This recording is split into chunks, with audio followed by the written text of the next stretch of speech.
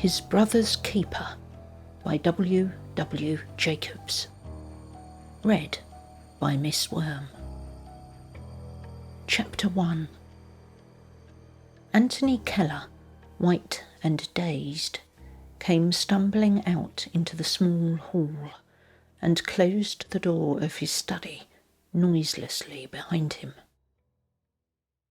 Only half an hour ago he had entered the room with Henry Martle, and now Martle would never leave it again until he was carried out of it.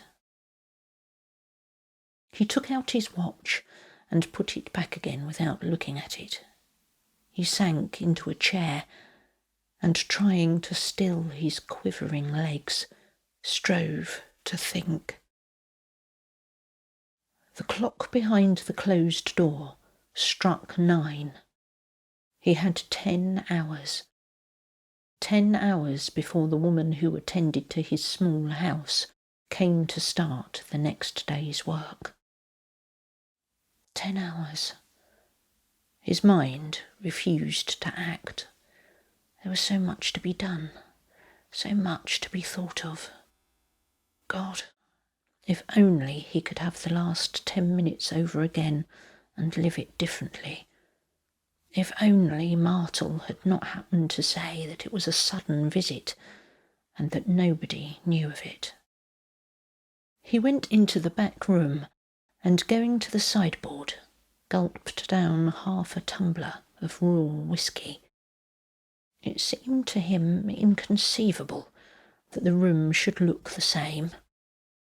This pleasant room, with etchings on the walls, and his book face downwards, just as he had left it to answer Martle's knock. He could hear the knock now, and the empty tumbler smashed in his hand, and he caught his breath in a sob. Somebody else was knocking. He stood for a moment, quivering, and then, wiping some of the blood from his hand, kicked the pieces of glass aside and stood irresolute.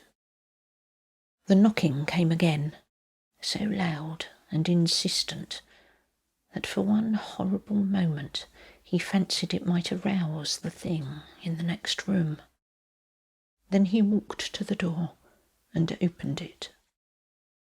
A short, sturdy man, greeting him noisily, stepped into the hall. "Thought you were dead," he said breezily. "Hello." "Cut myself with a broken glass," said Keller in a constrained voice. "Look here, that wants binding up," said his friend. "Got a clean handkerchief?" He moved towards the door and was about to turn the handle when Keller flung himself upon him and dragged him back.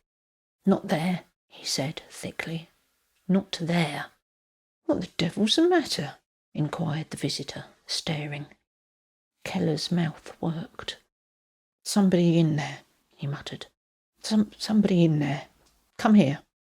He pushed him into the back room and in a dazed fashion motioned him to a chair. "Thanks, rather not," said the other stiffly. "I just came in to smoke a pipe.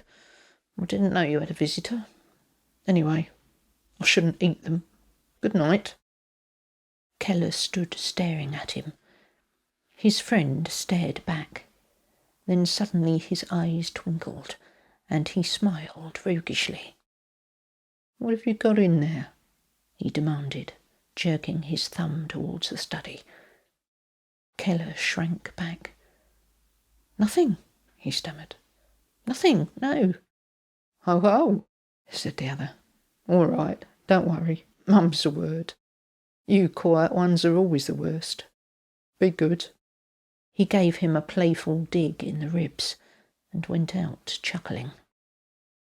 Keller, hardly breathing, watched him to the gate and, closing the door softly, bolted it and returned to the back room. He steadied his nerves with some more whisky and strove to steel himself to the task before him. He had got to conquer his horror and remorse, to overcome his dread of the thing in the next room and put it where no man should ever see it. He, Anthony Keller, a quiet, ordinary citizen, had got to do this thing. The little clock in the next room struck 10. 9 hours left. With a soft tread, he went out to the back door and, unlocking the bicycle shed, peered in. Plenty of room. He left the door open and, returning to the house, went to the door of the study. Twice he turned the handle and softly closed the door again. Suppose, when he looked in at Martle, Martle should turn and look at him. He turned the handle suddenly and threw the door open. Martle was quiet enough, quiet and peaceful, and perhaps a little pitiful. Keller's fear passed, but envy took its place. Martle had got the best of it after all. No honour-haunted life for him, no unavailing despair and fear of the unknown. Keller, looking down at the white face and battered head, thought of the years before himself. Or would it be weeks? With a gasp, he came back to the need for action, and taking Martle by the shoulders, drew him, with heels dragging and scraping, to the shed. He locked the door and put the key in his pocket. Then he drew a bucket of water from the scullery tap and found some towels. His injured hand was still bleeding, but he regarded it with a sort of cunning satisfaction. It would account for much. It was a long job, but it was finished at last. He sat down and thought, and then searched round and round the room for the overlooked thing which might be his undoing. It was nearly midnight, and necessary, unless he wanted to attract the attention of any passing constable, to extinguish or lower the companionable lights. He turned them out swiftly, and with trembling haste passed upstairs to his room. The thought of bed was impossible. He lowered the gas and, dropping into a chair, sat down to wait for day. Erect in the chair, his hands gripping the arms, he sat tense and listening. The quiet house was full of faint sounds, odd creakings, and stealthy rustlings. Suppose the suddenly released spirit of Martle was wandering around the house? He rose up and paced the room up and down, pausing every now and then to listen. He could have sworn that there was something fumbling blindly at the other side of the door, and once, turning sharply, thought he saw the handle move. Sometimes sitting and sometimes walking, the hours passed until, in the distance, a cockerel smelt the dawn, and a little later the occasional note of a bird announced the approach of day. Chapter 2. In the bright light of day, his courage returned, and dismissing all else from his mind, he thought only of how to escape the consequences of his crime. Inch by inch he examined the room and the hall. Then he went into the garden, and going round the shed, satisfied himself that no crack or hole existed that might reveal his secret. He walked the length of the garden and looked about him. The nearest house was 100 yards away, and the bottom of the garden screened by trees. Near the angle of the fence he would dig a shallow trench, and over it pile up a rockery of bricks and stones and earth. Once started, he could take his time about it, and every day would make him more and more secure. There was an air of solidarity and permanency about a rockery that nothing else could give. He was back in the house when the charwoman arrived, and in a few words told her of his accident the night before. "I cleaned up the mess as well I could," he concluded. Mrs. Howe nodded. "I'll have a go at it while you're having your breakfast," she remarked. "Good job for you, sir, that you ain't one of them as faints at the sight of blood." She brought coffee and bacon into the little back sitting room, and Keller, as he sat drinking his coffee and trying to eat, heard her at work in the study. He pushed away his plate at last, and filling a pipe from which all flavour had departed, sat smoking and thinking. He was interrupted by Mrs. Howe. She stood in the doorway with a question which numbed his brain, and for a time arrested speech. "Eh?" he said at last. "Key of the bicycle shed," repeated the woman, staring at him. "You had a couple of my dusters to clean your bicycle with." Keller felt in his pockets, thinking. He said at last. "I'm afraid I've mislaid it. I'll look for it presently." Mrs. Howe nodded. "You do look bad," she said with an air of concern.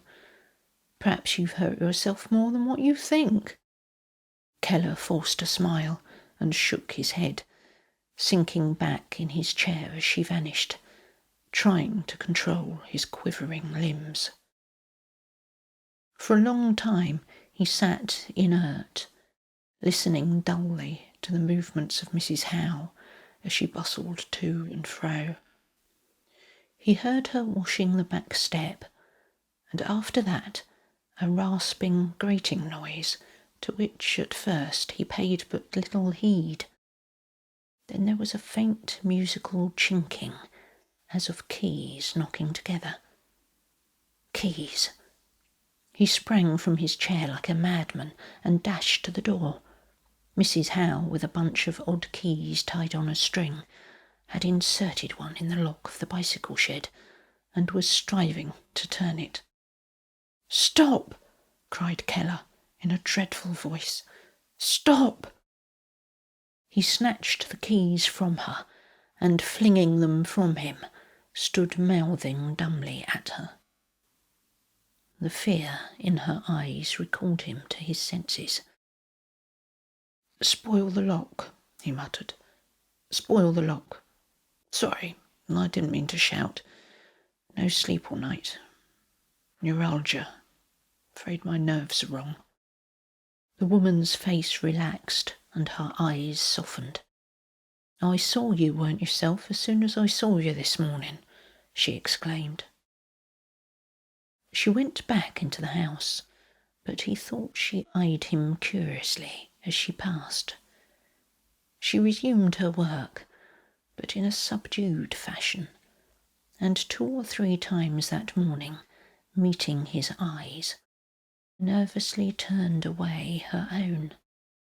He realised at last that he was behaving in an unusual fashion altogether, in and out of the house, and in the garden, never far from the shed. By lunchtime he had regained control of himself. He opened a bottle of beer, and congratulating Mrs. Howe upon the grilling of the chops, went on to speak of her husband and the search for work which had been his only occupation since his marriage 10 years before. Some of the fear went out of the woman's eyes, but not all. and it was with obvious relief that she left the room. For some time after lunch, Keller stayed in the dining room, and that in itself was unusual. 2 or 3 times he got up and resolved, for the sake of appearances, to take a short walk, but the shed held him. He dare not leave it unguarded. With a great effort, he summoned up sufficient resolution to take him to the bottom of the garden and start his gruesome task. He dug roughly, avoiding the obvious shape which might have aroused comment from any chance visitor. The ground was soft, and in spite of his injured hand he made good progress, breaking off at frequent intervals to listen or to move aside and obtain an unobstructed view of the shed. With a short break for tea, he went on with his task until he was called in to his simple meal at 7. The manual labour had done him good, and his appearance was almost normal. To Mrs. Howe he made a casual reference to his afternoon's work, and questioned where to obtain the best rock plants. With her departure, after she'd cleared away, fear descended upon him again. The house became uncanny, and the shed a place of unspeakable horror. Suppose his nerve failed, and he found himself unable to open it. For an hour he paced up and down in the long twilight, waiting for the dark. It came at last, and fighting down his fears and nausea, he drew the garden barrow up to the shed and took the key from his pocket. He walked to the front gate and looked up and down the silent road. Then he came back and, inserting the key in the lock, opened the door. And in the light of an electric torch, stood looking down at what he had placed there the night before. With his ears alert for the slightest sound, he took the inhabitant of the shed by the shoulders, and dragging it outside, strove to lift it into the barrow. He succeeded at last, and with the rigid body balanced precariously, and the dead face looking up into his, seized the handles and slowly and silently took Martel to the place prepared for him. He did not leave him for a long time, not until the earth was piled high above him in a circular mound, and a score or 2 of bricks formed the first beginnings of a rockery. Then he walked slowly up the garden, and after attending to the shed, locked it up and went indoors. The disposal of the body gave a certain measure of relief. He would live, with time for repentance, and perhaps forgetting. He washed in the scullery, and then, fearing the shadows upstairs, drew the heavy curtains in the dining room to shut in the light, and settled himself in an easy chair. He drank until his senses were deadened, his nerves quietened, his aching limbs relaxed, and he fell into a heavy sleep. Chapter 3.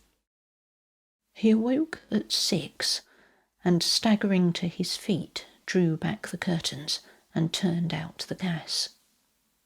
Then he went upstairs, and after disarranging his bed, went to the bathroom.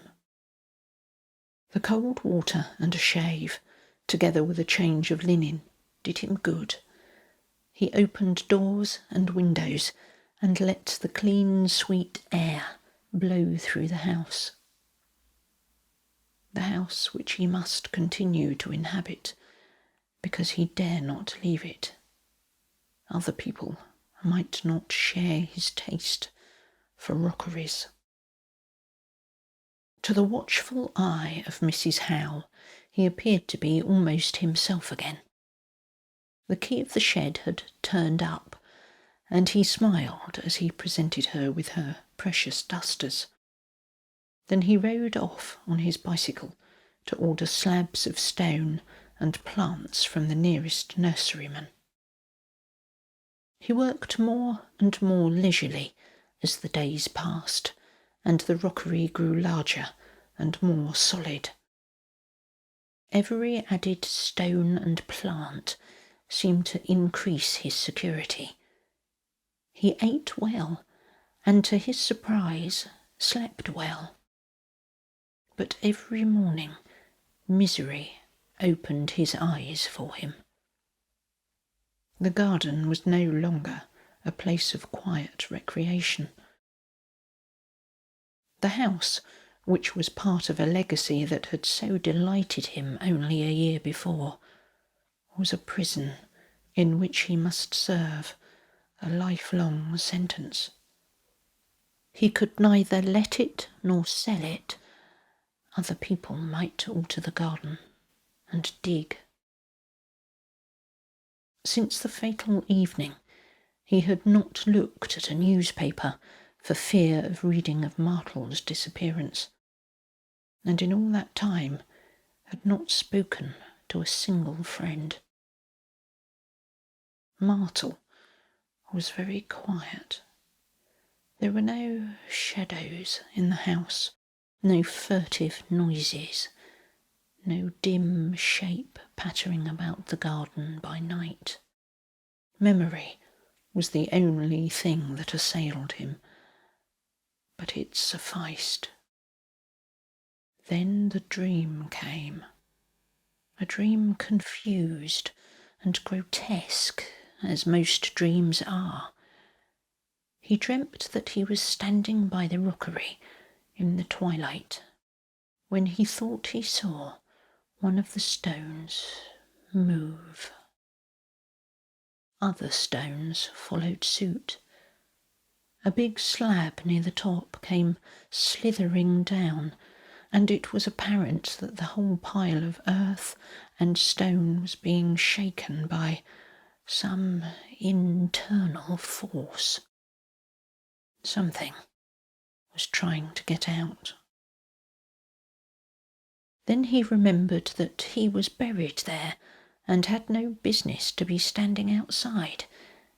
He must get back. Martle had put him there, and for some reason which he was quite unable to remember, he was afraid of Martle. He procured his tools and set to work. It was a long and tedious job, made more difficult by the fact that he was not allowed to make a noise. He dug and dug, but the grave had disappeared. Then suddenly something took hold of him and held him down. He could neither move nor cry out. He awoke with a scream, and for a minute or two lay trembling and shaking. Thank God, it was only a dream. The room was full of sunlight, and he could hear Mrs. Howe moving about downstairs. Life was good, and might yet hold something in store for him.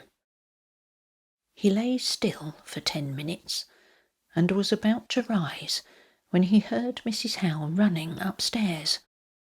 Even before her sudden and heavy rapping on the door, he scented disaster. "Mr. Keller! Mr. Keller!" "Well?" he said heavily. "Your rockery," gasped the charwoman. "Your beautiful rockery. All gone." "Gone?" shouted Keller, springing out of bed and snatching his dressing-gown from the door. "Pulled all to pieces," said Mrs. Howe as he opened the door. "Oh, you never see such a mess, all over the place, as if a madman had done it." In a mechanical fashion, he thrust his feet into slippers and went downstairs. He hurried down the garden and, waving the woman back, stood looking at the ruin. Stones and earth were indeed all over the place, but the spot that mattered was untouched. He stood gazing and trembling. Who could have done it? Why was it done? He thought of his dream, and the truth burst upon him. No need for his aching back and limbs to remind him. No need to remember the sleepwalking feats of his youth. He knew the culprit now. "Shall I go for the police?" inquired the voice of Mrs. Howe. Keller turned a stony face upon her. "No," he said slowly. I'll speak to them about it myself." He took up the spade and began the task of reconstruction. He worked for an hour and then went in to dress and breakfast. For the rest of the day he worked slowly and steadily, so that by evening most of the damage had been repaired. Then he went indoors to face the long night. Sleep, man's best friend, had become his unrelenting enemy. He made himself coffee on the gas stove and fought his drowsiness cup by cup. He read and smoked and walked about the room. Bits of his dream that he had forgotten came back to him and stayed with him. And ever at the back of his mind was the certainty that he was doomed. There was only one hope left to him. He would go away for a time, far enough away to render a visit home in his sleep impossible. And perhaps the change of scene would strengthen him and help his frayed nerves. Afterwards, it might be possible to let the house for a time, on condition that the garden was not interfered with. It was one risk against another. He went down the garden as soon as it was light and completed his work.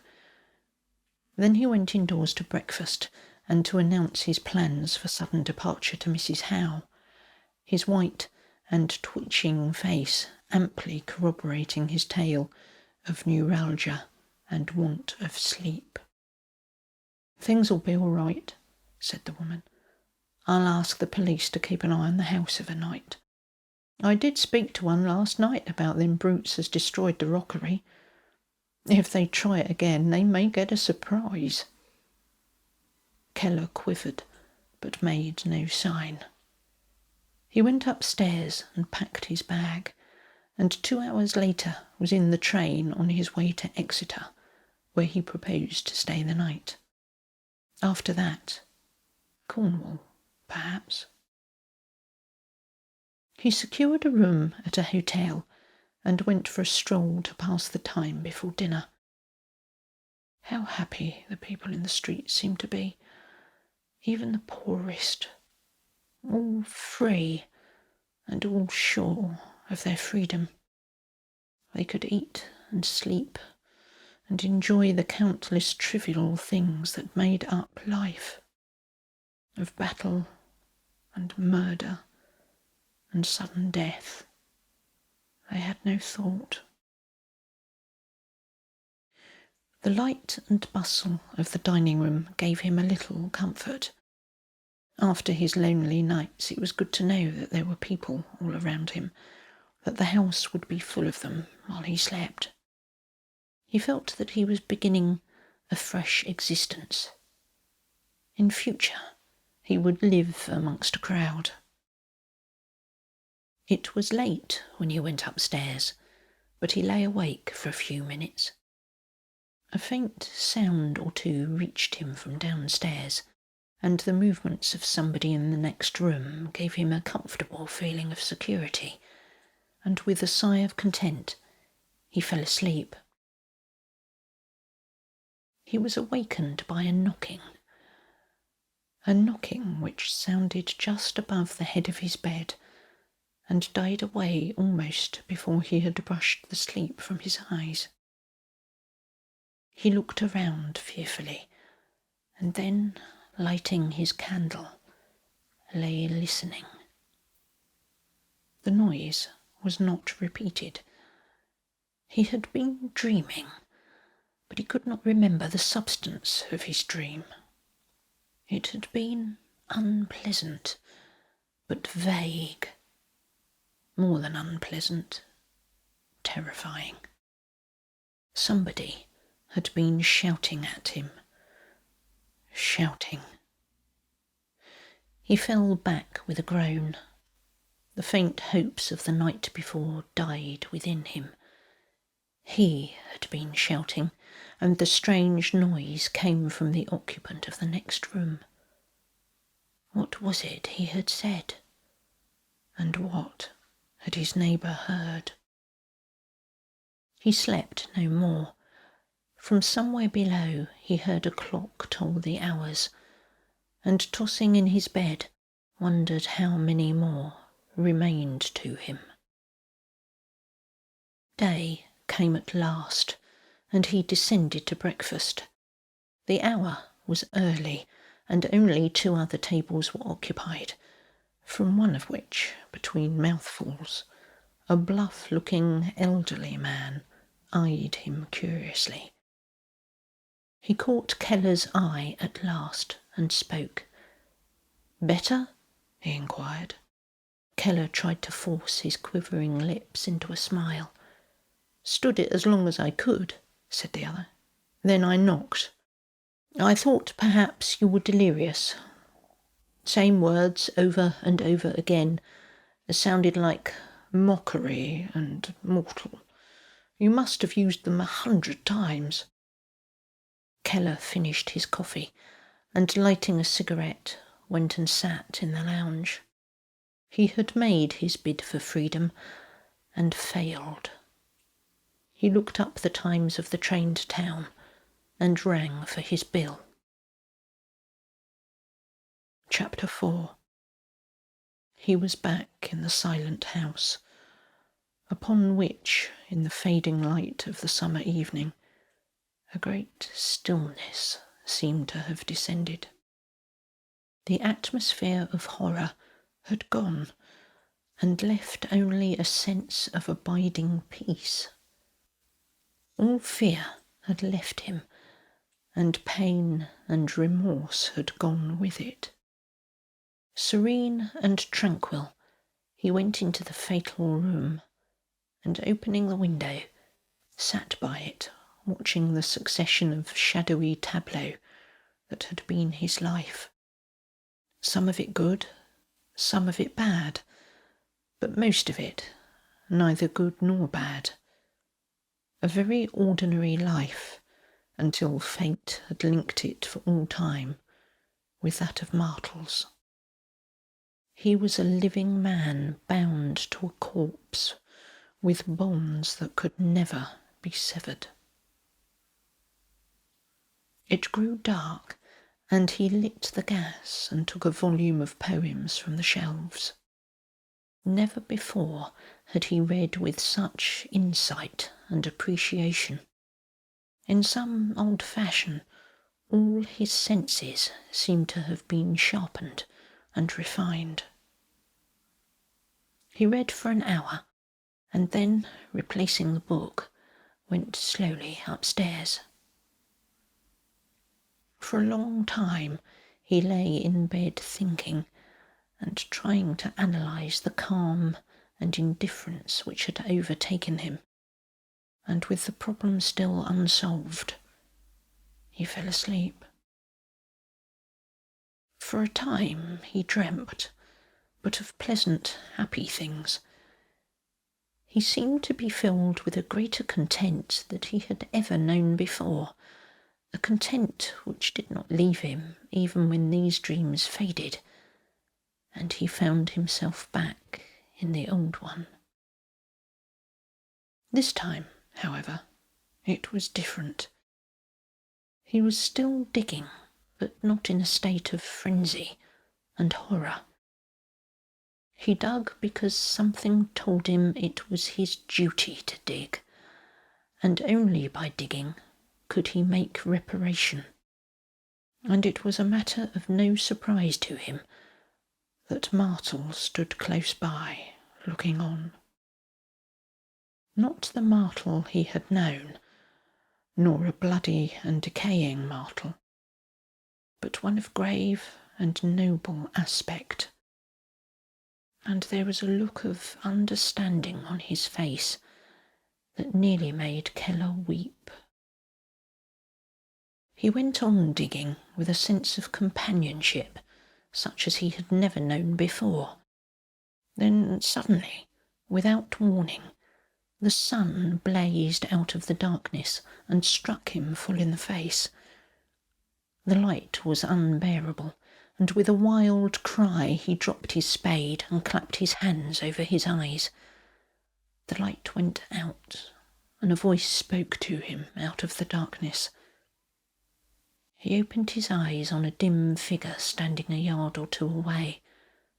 "Hope I didn't frighten you, sir," said the voice.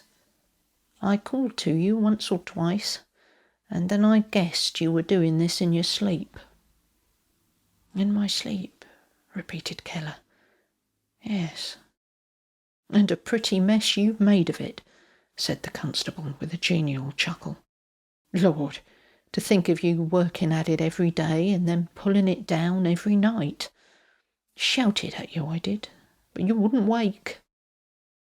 He turned on the flashlight that had dazzled Keller and surveyed the ruins.